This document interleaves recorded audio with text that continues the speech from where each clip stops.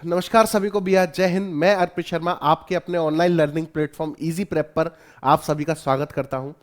जैसा कि आप सबको पता है, सी यू ई टी लीट 2024 संपन्न हो चुका है। उसकी आंसर की भी जारी हो चुकी है और अब तैयारी है सी यू ई टी लीट 2025 के बैच की। तो सी यू ई टी 2025 जिस जिस बच्चे का टारगेट है उसके लिए ये स्पेशल वीडियो होने वाला है हमारी साइड से।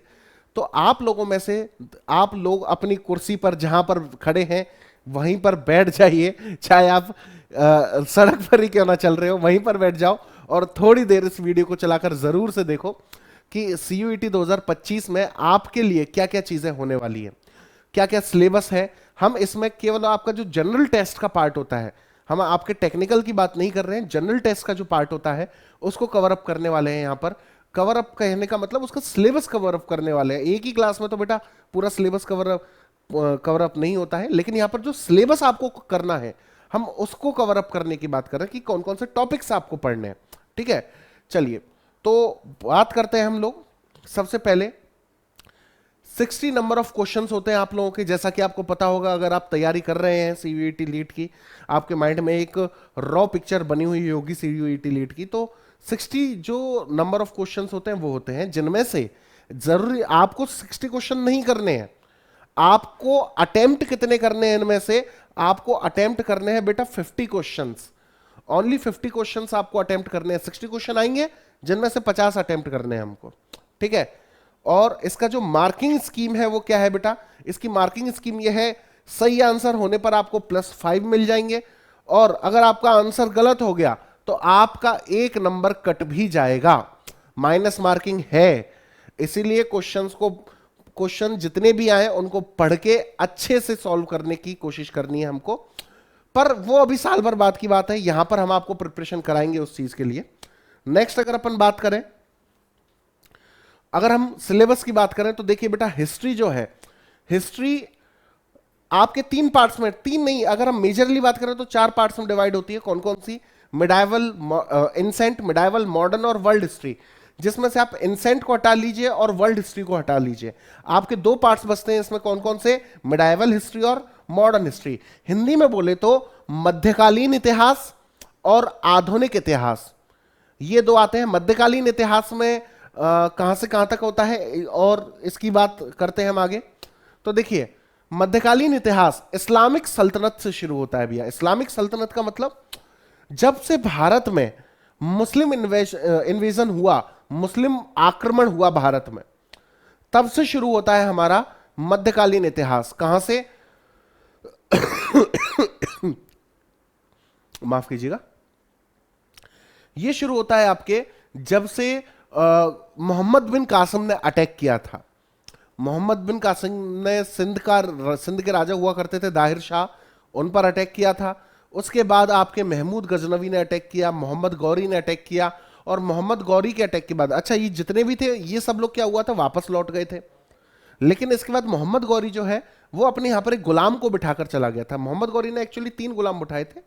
ठीक है, जिसमें दिल्ली में उसने बिठाया था किसको? दिल्ली में उसने बिठाया कुतुबुद्दीन ऐबक।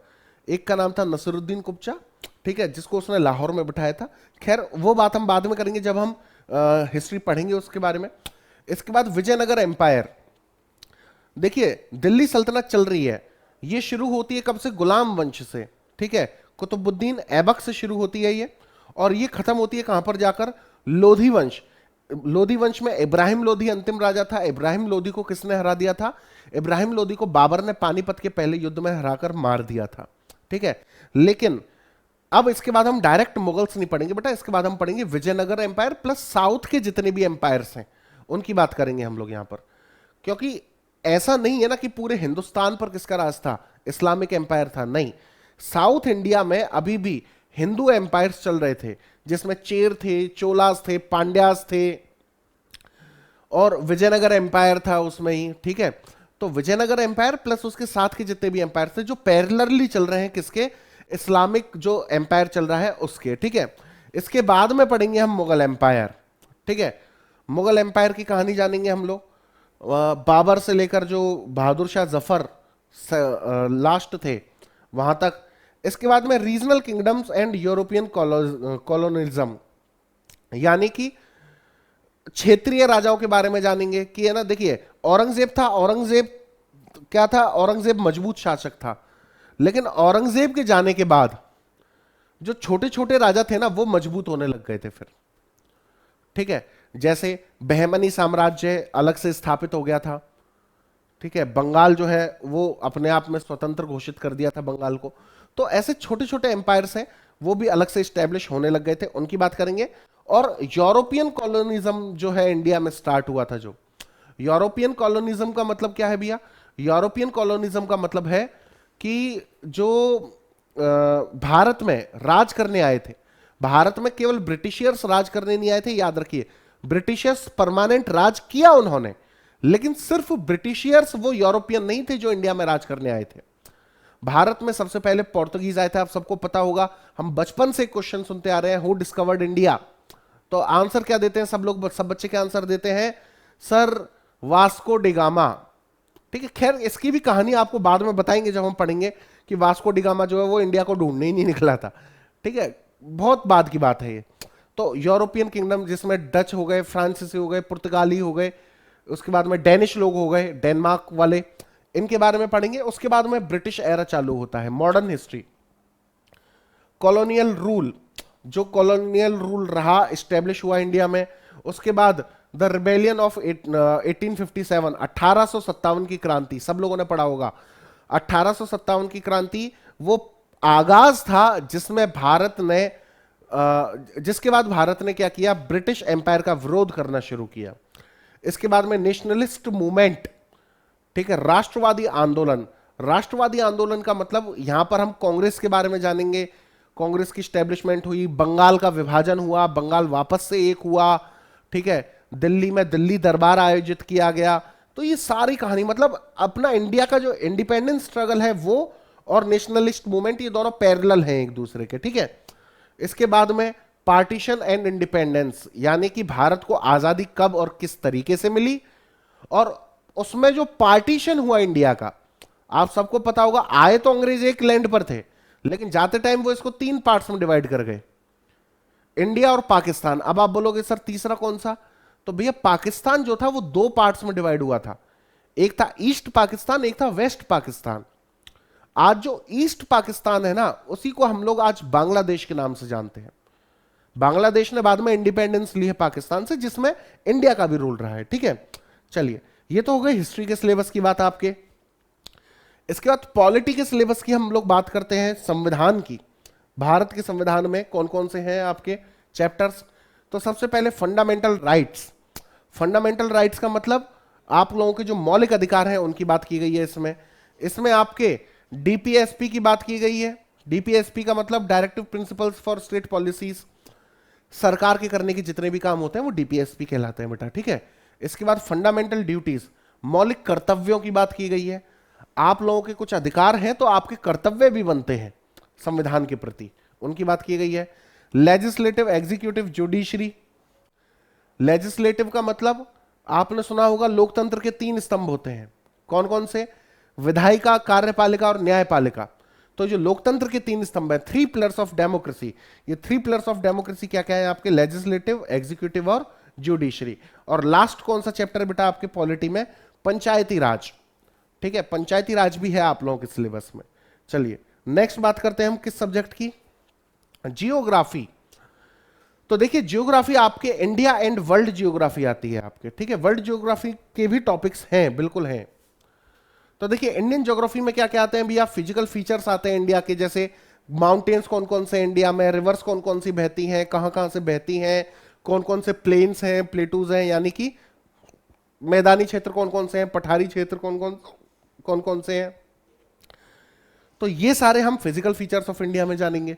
इसके बाद में क्लाइमेट के बारे में जानेंगे, भारत के मौसम के बारे में, जिसमें मानसून के बारे में भी जानेंगे, और रीजनल क्लाइमेट जो होता है उसके बारे में भी जानेंगे।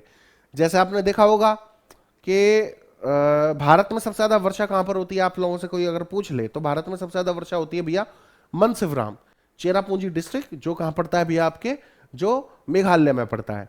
वहां पर हमेशा लगभग डेली बारिश होती है।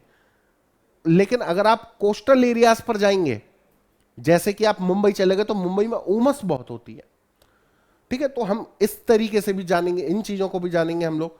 Natural resources and there distribution, Bharat के कौन कौन से प्राकृतिक संसाधन हैं और उनका वितरण किस तरीके से किया गया है, इसके बारे में जानेंगे। Agriculture, industries and urbanisation in different region, यानी कि भारत में कृषि के बारे में, खेती के बारे में जानेंगे कि कौन कौन सी फसल होती है, रबी की फसल कौन सी है, खरीफ की फसल कौन कौन सी है, किस किस क्षेत्र में कौन कौन सी फसल होती है, कौन कौन सी फसल किस स्टेट में सबसे ज्यादा होती है। इसके बाद में इंडस्ट्रीज के बारे में जानेंगे कि कौन कौन सा स्टेट किस इंडस्ट्री के लिए फेमस है। जैसे अगर मैं बोलूं तो आपको चमड़ा इंडस्ट्री के लिए कौन सा शहर फेमस है, तो आप सबको पता है भैया कानपुर फेमस है, मैनचेस्टर ऑफ इंडिया कहते हैं कानपुर को। ऐसे ही different regions, urbanisation in different regions, यानी कि जो भारत में शहरीकरण है, अलग अलग क्षेत्र में जो अलग अलग शहरीकरण है उसकी बात की गई है यहाँ पर। इसके बाद वर्ल्ड ज्योग्राफी में बात करें तो देखिए बेटा, कॉन्टिनेंट्स एंड मेजर कंट्रीज, यानी कि जो विश्व में जो मुख्य मुख्य देश हैं उनके बारे में जानेंगे थोड़ा थोड़ा, और जो विश्व में कॉन्टिनेंट्स हैं यानी कि जो भी महाद्वीप हैं उनके बारे में जानेंगे। रीजनल ग्रुपिंग्स, रीजनल ग्रुपिंग्स का मतलब क्या है बेटा, कि क्षेत्रीय आधार पर जो ग्रुप है वर्ल्ड में एस्टेब्लिश्ड, कौन कौन से हैं बेटा। आसियान के बारे में आपने सुना होगा, एशियन देशों की ऑर्गेनाइजेशन है। सार्क के बारे में आप लोगों ने सुना होगा, क्वेश्चंस आते हैं बेटा इनसे, इस बार भी पूछे गए थे 2024 के एग्जाम में भी।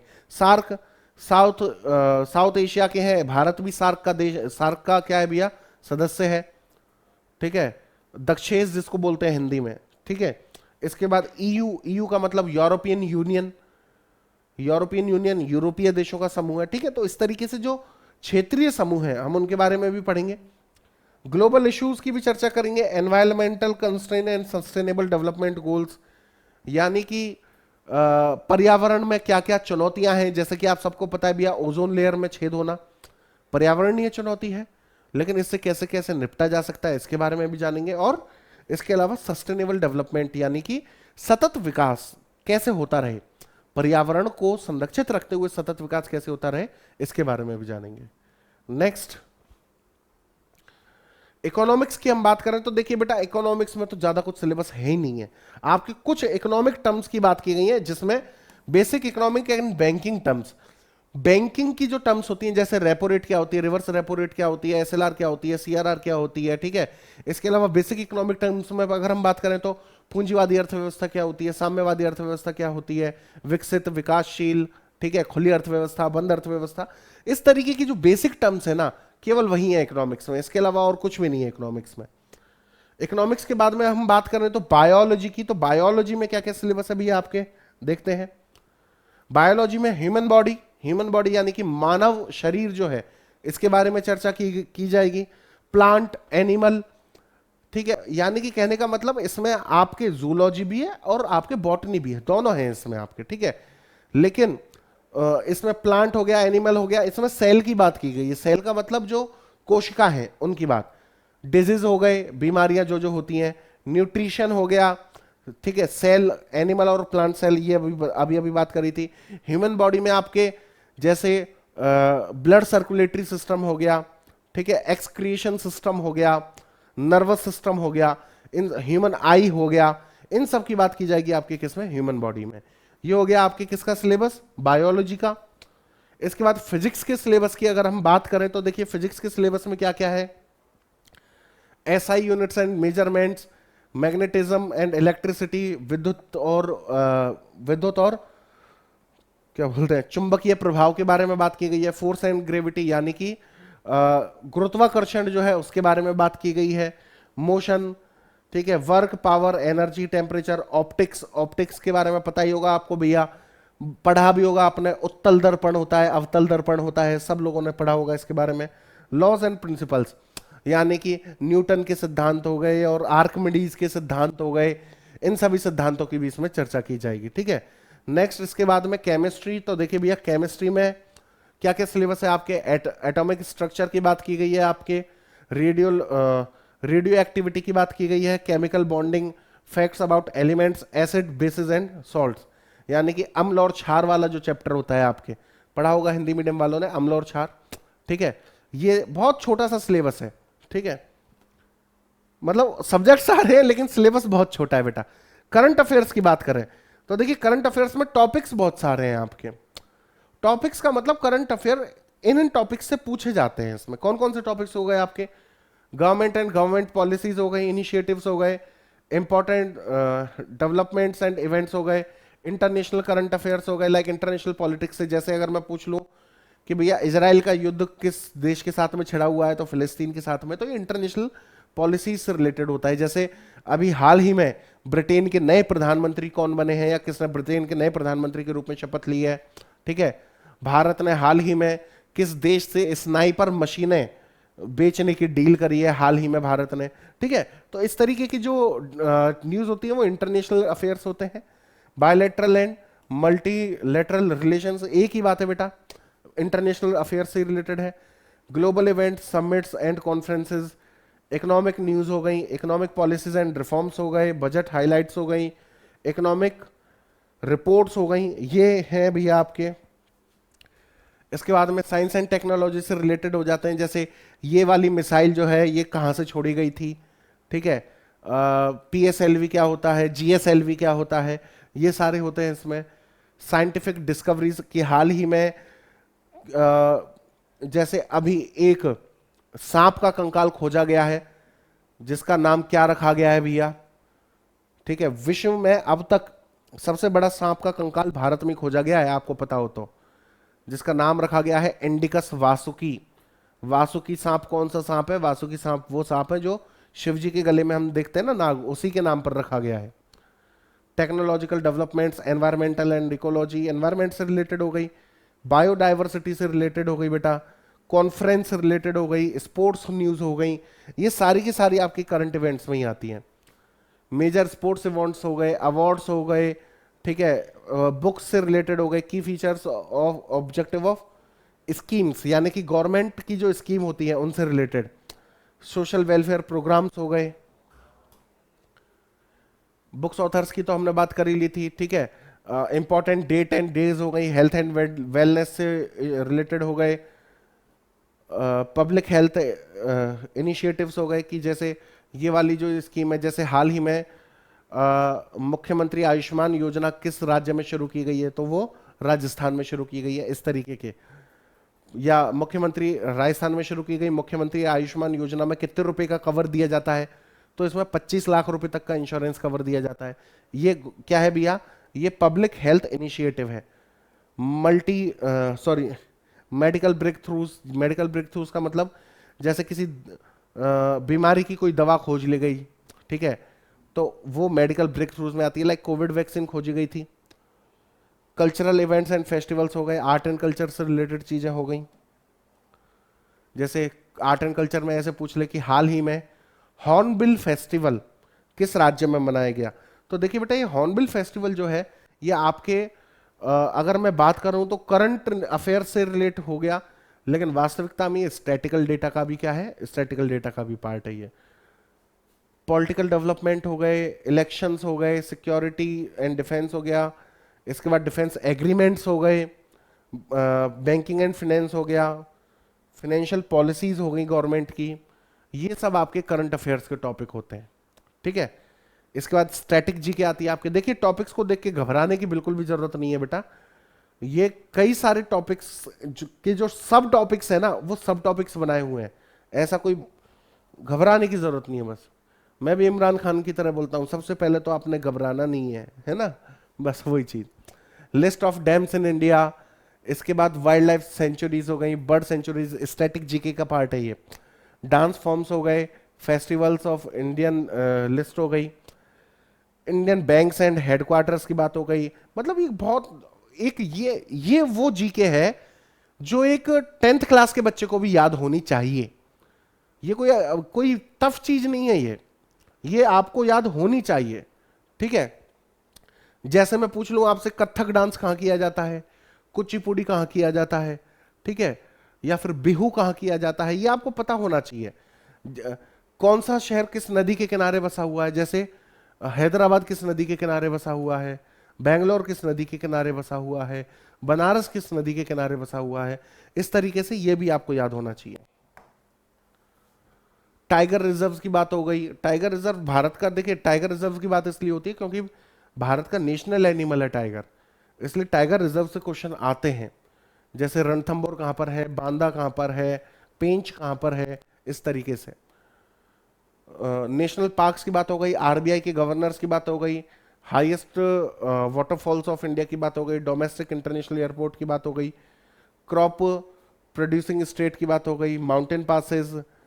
ठीक है, ये आपके इंपॉर्टेंट टॉपिक्स हैं किसके, स्टैटिक जीके के। हाईएस्ट पीक जैसे माउंट एवरेस्ट के, ठीक है, जितने भी आप लोग सब लोग मेरे ख्याल से शायद जानते हैं, रिवर्स एंड देयर ट्रिब्यूटरीज, यानी कि नदियों की सहायक नदी कौन कौन सी हैं। जैसे अलकनंदा किसकी सहायक नदी है, चंबल किसकी सहायक नदी, चंबल की सहायक नदियां कौन सी हैं, इस तरीके से।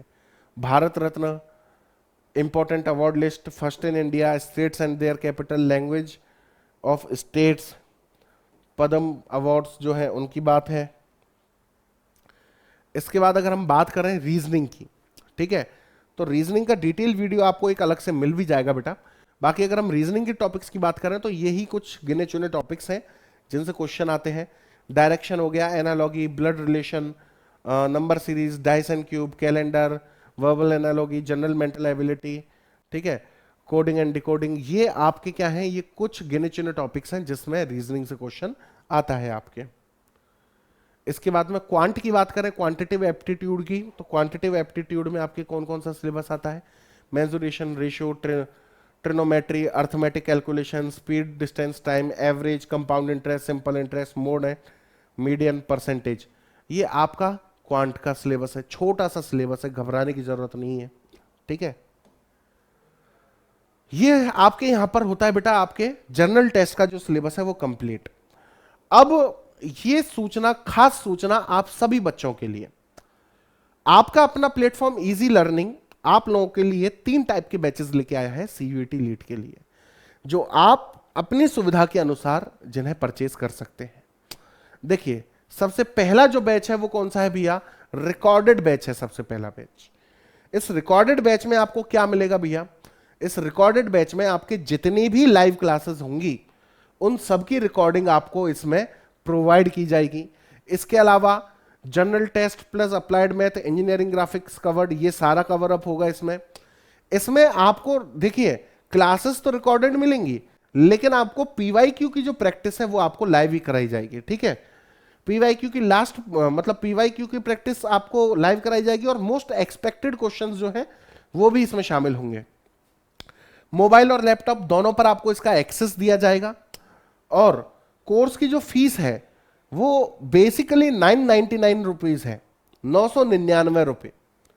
लेकिन 22 जुलाई तक, याद रखिएगा 22 जुलाई लास्ट डेट है, 22 जुलाई तक ये कोर्स आपको डिस्काउंट के साथ में 899, 899 में मिलने वाला है। आपको इस कोर्स पर डिस्काउंट दिया गया है, ठीक है। इसके बाद में लाइव बैच की बात करें तो देखिए वही, इसमें आपको लाइव प्लस रिकॉर्डेड दोनों तरीके की क्लास मिलेंगी, यानी कि आपको लाइव क्लास तो दी जाएगी, लेकिन अगर आप लाइव नहीं देख पाए तो आप उसको रिकॉर्डेड देख सकते हैं। इसके बाद में क्या बोलते हैं, इसमें इंजीनियरिंग ग्राफिक्स वगैरह ये सारी चीजें कवर्ड होंगी। मोस्ट एक्सपेक्टेड क्वेश्चंस होंगे, 24/7 का आपको एक्सेस भी मिलेगा इसमें, ठीक है। और पीडीएफ नोट्स जो है वो आपको इसमें अवेलेबल कराए जाएंगे। प्लस बैच, अच्छा इससे पहले लाइव बैच की फीस जान लेते हैं। तो देखिए जनरली इसकी जो फीस होने वाली है वो 1499 होने वाली है, लेकिन 22 जुलाई तक इसकी जो फीस है उस पर भी डिस्काउंट चल रहा है। इसकी जो फीस है वो केवल 1099 रुपए रखी गई है। बेटा देखिए अगर आपको तैयारी करनी है ना, तो आप लोग ये चीज भूल जाइए कि सर मतलब आप जब तक आप कंफ्यूज रहेंगे ना तब तक आप एग्जाम क्लियर नहीं कर सकते। डिसीजन बनाइए और जल्दी से बनाइए। 1099 रुपए कोई बड़ी अमाउंट नहीं है। पर डे का अगर अपन देखें ना तो लगभग 3 रुपए पर डे पड़ता है। 3 रुपए पर डे से ज्यादा तो आप इस अमाउंट का डाटा खा जाते हो अपने मोबाइल में, वो भी केवल किसमें, इंस्टाग्राम रील देखने में, ठीक है। तो इससे बेहतर यह है उन रुपयों को किस काम में लगाओ, आपका करियर बनाने में लगाओ। डिसीजन मेक कीजिए और जल्दी कीजिए। याद रखिए डिसीजन मेकिंग पावर आपके अंदर होनी चाहिए जल्दी। प्लस बैच की अगर हम बात करें तो देखिए प्लस बैच में ये भी आपको लाइव प्लस रिकॉर्डेड दिया जाएगा। इसमें कुछ फीचर्स एडवांस्ड हैं बेटा, ठीक है। स्पेशली सीयूईटी लीट के लिए ये डेडिकेटेड बैच है पूरे तरीके से। इसमें आपको पीडीएफ नोट्स दिए जाएंगे, लाइव पीवाईक्यू और मोस्ट एक्सपेक्टेड क्वेश्चंस जो हैं उनकी प्रैक्टिस कराई जाएगी। पीडीएफ नोट्स आपको इसमें दिए जाएंगे, जैसा कि मैंने आपको बताया। मोबाइल और लैपटॉप पर इसका आपको एक्सेस दिया जाएगा। इसमें अच्छी चीज क्या है देखिए, इसमें टॉपिक वाइज टेस्ट भी होगा आपका और सब्जेक्ट वाइज टेस्ट भी होगा। कहने का मतलब अपना चैप्टर कंप्लीट हो गया तो चैप्टर के क्वेश्चंस का टेस्ट हो जाएगा, और जब अपना सब्जेक्ट कंप्लीट हुआ ना तो एक फुल लेंथ टेस्ट सब्जेक्ट का भी कंप्लीट होगा इसमें आपके, ठीक है। ये बहुत अच्छी चीज है। इससे आप क्या कर सकते हैं, इससे आप अपना खुद का एनालिसिस कर सकते हैं कि हम कहां पर स्टैंड कर रहे हैं। आपको इसमें एक 500 पेजों की ई बुक भी प्रोवाइड कराई जाएगी, स्पेशली आप लोगों के लिए है जो प्लस बैच लेते हैं उनके लिए। ई बुक जो है वो प्रोवाइड कराई जाएगी आप लोगों को, किसी और बैच में नहीं की जाएगी, केवल प्लस वाले बैच में की जाएगी। मोबाइल और लैपटॉप पर आपको इसका एक्सेस दिया जाएगा 24/7, और 1-to-1 पर्सनल मेंटोरशिप रहेगी। यानी कि आपको अगर किसी चीज के रिगार्डिंग कोई इश्यू आ रहा है तो आप फैकल्टी से कभी भी बात कर सकते हैं, ठीक है, याद रखिएगा। इसके अलावा आप सभी को पता है लीट का कोई भी एग्जाम हो, या सेमेस्टर प्रिपरेशन एग्जाम हो, या पॉलिटेक्निक एंट्रेंस एग्जाम हो, सभी के लिए अभी के टाइम पर जो मोस्ट ट्रेंडिंग ऐप है पूरे इंडिया में, आप सबको पता होगा वो कौन सा है भी, अपना इजी प्रेप है। तो इजी प्रेप को तुरंत डाउनलोड कीजिए और जुड़िए हमारे साथ में, हमारी फैमिली का हिस्सा बनिए आप लोग। हम लोग आपको स्टूडेंट की नहीं फैमिली की तरह ट्रीट करेंगे, ये बात आप याद रखिएगा। और अगर किसी भी तरीके का असिस्टेंस चाहिए तो आप इन नंबरों पर, दिए गए नंबरों पर कॉल कर सकते हैं। चलिए, धन्यवाद सभी को। अब सीधा आप लोगों से क्लासरूम में मुलाकात होगी, जो जो बच्चे कोर्स परचेज करते हैं क्लासरूम में मिलेंगे बेटा आप सब लोगों से। तब तक के लिए मेरे और हमारी पूरी टीम की तरफ से आप सभी लोगों को बहुत बहुत शुभकामनाएं। मिलेंगे आप लोगों से क्लासरूम में, तब तक सबको नमस्ते और जय हिंद।